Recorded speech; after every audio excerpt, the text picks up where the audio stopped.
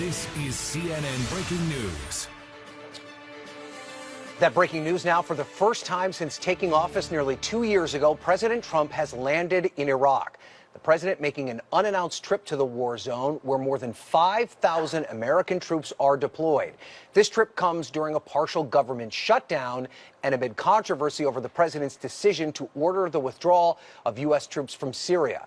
He's also considering a similar decision in Afghanistan. Let's go live now to the Pentagon. Barbara Starr standing by with the very latest on this breaking news. Barbara, significant, the president making his first trip to a war zone since taking office.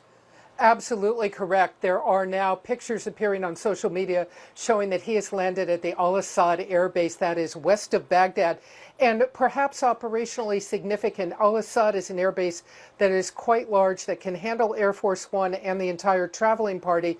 And it avoids him landing in Baghdad and then having to helicopter to the green zone, to the embassy. That would be potentially a very difficult maneuver to have any president of the United States make. So some pictures are beginning to emerge. We will bring, we have some of them there, of the president meeting troops at al-Asad. There are some 5,200 U.S. troops in Iraq. They are working on trying to help get Iraqi forces completely trained up. That has been going on for some time. There are also U.S. forces there engaged in counterterrorism missions, still going after the remnants of ISIS, and the other 2,600 troops, in addition to the 5,000 that are across the border in Syria. Those are the ones, of course, that the president has ordered to come home. I think it's very important to say, while this comes at a very unique time for the president, this trip would have been in the planning stages for some time. It would be for any president of the United States, Ryan. Look at it this way. The Secret Service is very involved, but so is the U.S. military in Iraq. Right. They have to secure the airspace that he travels through. They have to have intelligence, surveillance, reconnaissance. They have to have air defense, essentially. If in the unlikely scenario somebody tried to engage, fire rockets, fire something at the al-Asad base, they have to have all of their military assets and radars up and running.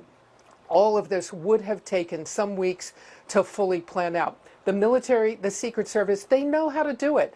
You know, President George W. Bush, President Obama, traveling both to Iraq and Afghanistan many times. So they know how to do the security. But for a given visit on a given day, this has to be well planned out long in advance. And I think we can safely assume it was. So, Barbara, to that end, if it was planned not too long ago, that would mean that the current defense secretary, who was the outgoing defense secretary, James Mattis, who is to a certain degree at odds with President Trump, must have been involved in the planning of this trip, correct?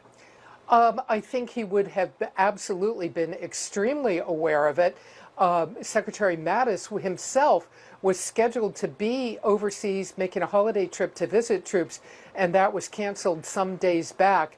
Perhaps, we don't know, perhaps because it became clear that the president was going, and then very quickly, of course, Secretary Mattis resigned his position in protest over the withdrawal of those troops from Syria. So we've had a lot of events unfolding all at the same time. And what we don't have yet is any video. We have some stills, and you see the troops, you know, smiling, very happy to see the president. This is a very typical, respectful response from U.S. troops. This is their commander-in-chief. They are going to be very pleased to see that he made the effort, along with the First Lady, to come visit them at the holiday time.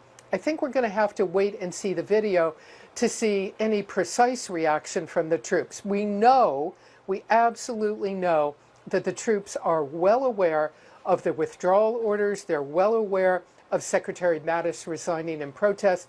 These are political matters to some extent that they are very aware of. But make no mistake, this is America's armed forces. They will be respectful, and they will give any president of the United States in office the respect of the office of the presidency. So that's what we'll be looking for when the video emerges from all of this. And we'll have to see and get more details about whom exactly the president met with. Did he meet finally with the top U.S. commander and the British deputy commander of Operation Inherent Resolve, which is the operation there? Because those two key commanders, they are waiting still, Ryan, to get their orders about the withdrawal from Syria. This is the next really critical step. The president ordered the 2,600, 2,000 or so troops